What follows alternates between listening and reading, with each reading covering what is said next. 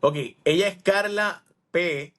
¿De qué es la P hablamos ahora? Este, Carla Paola. Adivine Carla bien. Patricia, Carla Patricia. Patricia, muy bien. Rodríguez Monserrate, doctora, ¿cómo está? Muy bien, gracias a Dios. Qué bueno, qué bueno. Ok, esto está bien cool porque voy a hablar contigo, pero además, pues que a mí me honra hablar con gente como tú porque te fuiste a hacer algo que nadie más había hecho en Puerto Rico y era irte a estudiar las enfermedades congénitas del corazón para adultos y te fuiste a hacer esta subespecialidad de la subespecialidad de la subespecialidad. ¿Cuántos años tú estudiaste esta vaina? Bueno, ¿verdad? Uno hace 3 años de cardiología general de adulto, porque yo soy cardióloga de adulto, y entonces me fui a Boston y hice 2 años, que es lo que es la especialidad de cardiomiopatías congénitas en el adulto.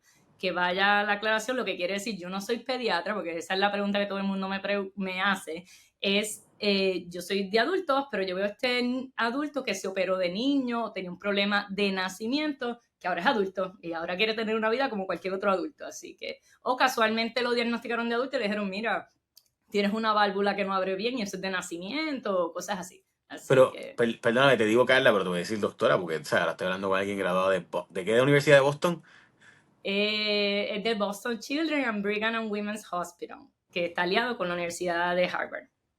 Por eso, yo sabía. Así, así que, Pero o sea, no, no, no, es que ¿verdad? no, o sea, no Tan estaba buenas sacando. como las de Puerto Rico, además de que yo lo hago muy orgullosa, yo vengo de veteranos también, de cardiología de Ya, adultos de veteranos. qué cool. No, es que lo que pasa es que pues no todos los días uno habla con una persona que fue a Harvard a hacer una subespecialidad, así que eso está bien, bien cool y que haya regresado a Puerto Rico más todavía.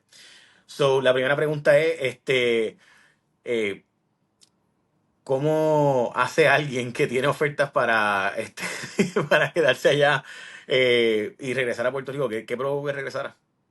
Bueno, lo primero es que yo, después que me gradué, me quedé de profesora allá por 2 años más para hacer investigación. Me gusta mucho la investigación clínica y para sentirme que me pulía un poquito más, como uno dice, y después me quedé híbrida. Llegué a Puerto Rico hace, ¿qué?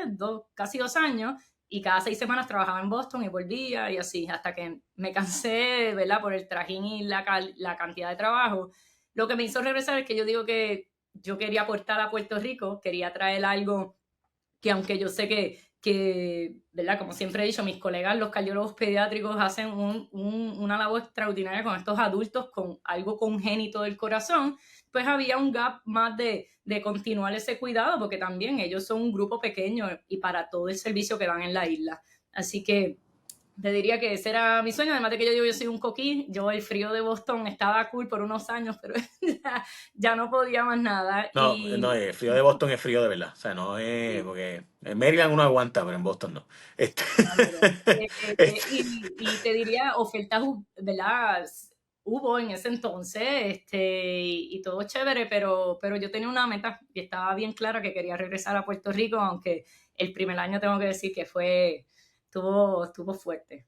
y la pregunta segunda entonces sería, que no me contestaste, ¿cuántos años tuviste que estudiar? Bueno, vamos a empezar con uno hacer bachillerato. Yo hice un bachillerato en química, después entré a medicina, son 4 años, después medicina interna son 3 años, me quedé un año de jefa de residente, después 3 años de cardiología general, 2 años de cardiomiopatías congénitas en el adulto y ya. Ok, y eso significa que no eres matemática porque no me hiciste la suma de todo eso. Exactamente. Que son muchos, yo siempre digo mucho, porque ya no perdí la cuenta, así que Bueno, ya, si yo conté bien son 17. no, Así que es que suena, entonces la gente empieza, pues ella tiene que tener como tantos años, así que, no, mucho. O Así sea que que, todo esto, a pesar de todos esos años de estudio y obviamente que eres la geek, que te han dicho toda tu vida, nerd, lo importante es que no piensen que tienes X cantidad de años. Ok. claro, hay algo ahí de orgullo propio, así. Ok, a mí me encanta eso. Esa conversación la he tenido cuando hago entrevistas como esta. Me parece tan interesante el que pues son seres humanos, ¿verdad? Normal. Y qué bueno, porque si no sería un mundo bien raro. Ok, No, no. hablemos de cardiomiopatía hipertrófica. Porque pues yo entiendo perfectamente lo que es esto. Sin embargo, me parece que le ponen un nombre tan difícil. ¿Por qué le ponen un nombre tan complejo los términos médicos a las cosas cardiomiopatía hipertrófica? Cuando... Bueno, Explica lo que es. cardiomiopatía obviamente es algo que afecta al músculo cardíaco, ¿verdad? Miopatía, ¿verdad? Del músculo. Cardiomiopatía afecta el músculo y hipertrófica, pues como todo, hipertrofia, que está engrosado dentro de la cardiomiopatía hipertrófica, te diría que hay dos tipos. Está el que está obstructiva, que es la que nos preocupa mucho más, y la no obstructiva. ¿Qué quiere decir obstructiva? Que cuando la sangre quiere salir del corazón se encuentra con mucho músculo que no puede básicamente salir al resto del cuerpo. Así que estos son los pacientes que usualmente uno pues quiere tratar más agresivamente porque se te pueden desmayar, porque pueden presentar con dolor de pecho o como han visto algunos atletas que pues colapsan, ¿verdad? Y no sabían que tenían este diagnóstico. Así que es O complicado sea, que el tienen el nombre. corazón agrandado. No, porque una cosa es que esté agrandado, ¿verdad? Que a lo mejor el corazón era, se supone que sea así y ahora está así, ¿verdad? Dilatado. Ujú. No es eso, es hipertrófico, es que las cavidades dentro del corazón, las paredes están engrosadas. Así que no necesariamente el corazón tiene que estar Wow. agrandado. Claro, en las etapas Yo, mano, tardías, me acabas de romper mi burbuja porque yo estaba convencido de que se le decía igual, como que pues que la parte de adentro es que a mí me dio ¿ah? pericarditis. Yo Sí, estuve en el cardiovascular, ya. y entonces me dio risa porque yo decía, bueno, pues ellos me explicaron que estaban engrosadas, y yo le decía, pues hinchó. No, pues mira, te enseño aquí. Una cosa es que cuando dicen tienes el corazón grande, es que el tamaño del corazón pues sea más grande. Otra cosa es que sea que las paredes del corazón estén bien engrosadas. Entonces, no sé si se ve muy bien Sí, aquí, se ve pero perfectamente. aquí, pues estas paredes están bien engrosadas y obviamente al estar tan engrosadas no se relajan tan bien para llenarse de sangre y no hace la función tan eficiente de un corazón normal. Así que eso es lo que hablamos en cardiomiopatía O sea hipertrófica. que eso es un músculo agrandado internamente del corazón. Engrosado sería la palabra, Más rayo ¿verdad? parta, engrosado, ok. Hipertrofiado. Yo Y, diría como cuando uno hace pesa, que uno obviamente ve que el músculo se engrosa, se crece, pues algo así. Vamos a ponerlo. y eso es congénito, o sea, tú naciste así, no es como que lo desarrollaste después. No necesariamente. Obviamente se sabe que muchos de los pacientes que se le da este diagnóstico tienen una predisposición genética, es decir, nacieron así o nacieron con el gen que dice músculo del corazón, engrósate, por decirlo así. Pero hay otras personas que no, hay otras personas que por otro tipo de condición se les hipertrofia el corazón o se les engruesan las paredes del corazón. ¿Puedes darme un ejemplo? Bueno, si tienes algo que se llama estenosis aórtica valvular, ¿verdad? Es la válvula que es la última válvula antes de que salga la sangre. Si esa válvula no abre bien, el músculo tiene que hacer más fuerza para expulsar esa sangre. Así que se engrosa. Lo otro sería una hipertensión, una alta presión descontrolada de muchos años. Pues ese tipo de pacientes también pueden presentar un corazón engrosado. Ok, yo he escuchado muchas veces de atletas que tienen esto, y obviamente como están en una, ¿verdad? En unos niveles de actividad física, de explosividad, pues de repente tienen un episodio. ¿Por qué ocurre eso? Bueno, si tienen, ¿verdad? Porque puede ser por otras razones lo de los atletas, ya sean eléctricas, ¿verdad? De arritmias, pero si tienen cardiomiopatía hipertrófica, que usualmente en los atletas sí tiene una predisposición genética, es decir, ¿verdad? Nacieron con esto. Eh, Muchos de estos pacientes, la razón por la que se colapsan es porque el corazón está tratando de bombear más sangre por minuto para poder cumplir con las demandas metabólicas del ejercicio, pero al tener una obstrucción no lo logra hacer y entonces el corazón se estresa, por decirlo así, es como que me está ahorrando demasiado y ahí hay una arritmia letal y hay lo que se llama muerte súbita, así que se colapsa. Así que obviamente esto es como una cascada de eventos. Ya, chicos, ¿cómo diagnostica eso uno? O sea, ¿cómo ustedes saben que alguien tiene cardiomiopatía hipertrófica de menor y después, pues, de adulto? Bueno, usualmente el niño que se presenta con cardiomiopatía hipertrófica puede ser que presente con un soplo. Mm. Un soplo quiere decir un sonido del corazón extra que uno dice, espérate, esto no es normal, y de ahí pasamos a pruebas adicionales como un electrocardiograma, ¿verdad? Que es el de los chuponcitos que nosotros le hacemos, o un sonograma del corazón para ver las estructuras cardíacas.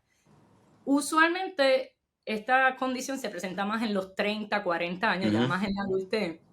Y lo mismo, un paciente que tiene un soplo, un paciente que nosotros lo examinamos tiene un historial así que llama la atención de que mi papá se murió joven o se colapsó, tenía el corazón agrandado, porque ¿verdad? Eso es usualmente lo que se dice.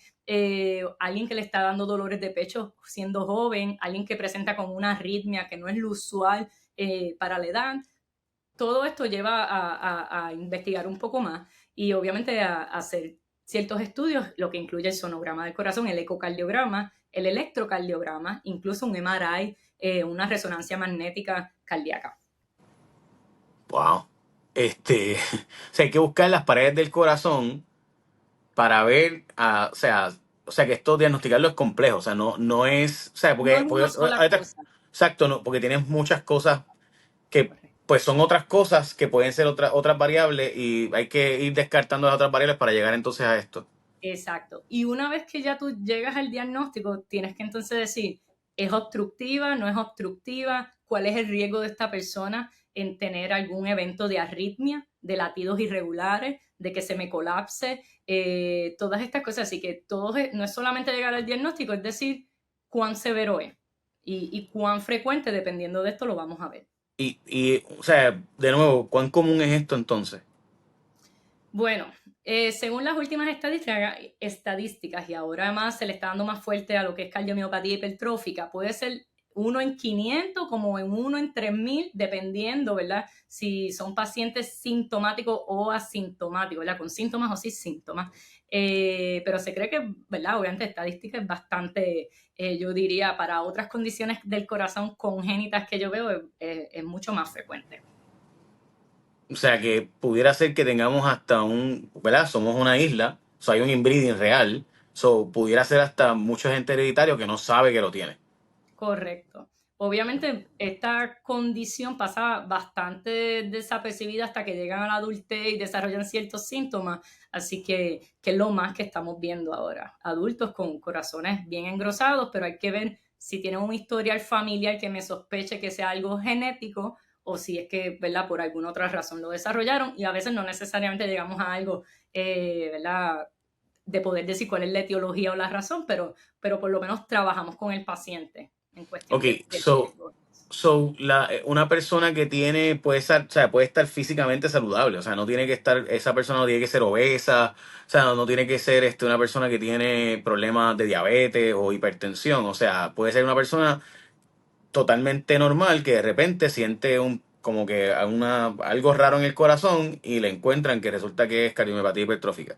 Correcto, correcto. Usualmente va, como uno dice, creciendo, van estos síntomas. A lo mejor él notó que cuando corría con sus amistades, él era el último que se quedaba en llegar, a pesar de que estaba fit y todo lo demás. Así que son cosas sutiles que van creciendo hasta que en algún momento se empieza a sentir peor el paciente y entonces busca ayuda y muchas veces llega el diagnóstico.